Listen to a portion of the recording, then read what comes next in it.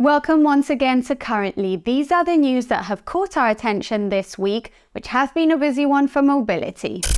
Let's start in the US. The Biden-Harris administration has announced its latest efforts to advance the president's vision of building 500,000 EV chargers by 2030 and delivering a reliable US-made EV charging network. The upcoming and first round of $2.5 billion in competitive grants for cities, towns, and communities to build charging stations across the country was announced along with the minimum standards for federally funded EV infrastructure, which requires that chargers have compatible plug types and charging speeds, common payment systems, and accessible pricing information, locations, and availability.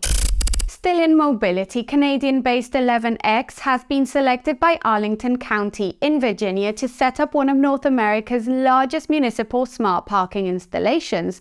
With the project, 5,000 sensors will be deployed, embedded beneath the pavement and on-street parking stall spaces in Arlington's commercial district. The sensors will communicate with the company's platform and will provide drivers with real-time information on parking availability. The project aims to reduce traffic congestion and lower greenhouse gas emissions.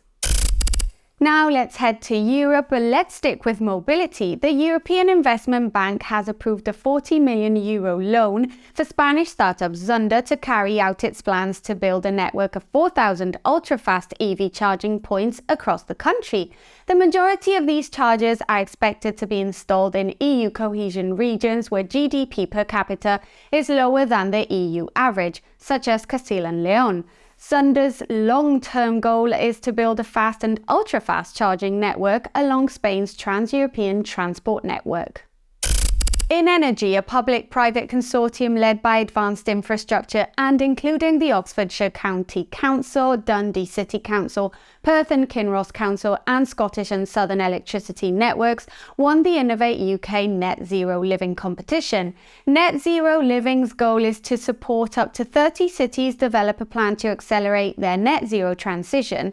Advanced Infrastructure's proposed digital tool will help public and private organizations plan and optimize their infrastructures for a net zero future. It will include software tooling to allow low-skilled users build complex geospatial queries to identify properties and sites suitable for different interventions, assess the potential for renewable technologies, model the impact of new energy projects within the digital twin, and build costed decarbonized pathways.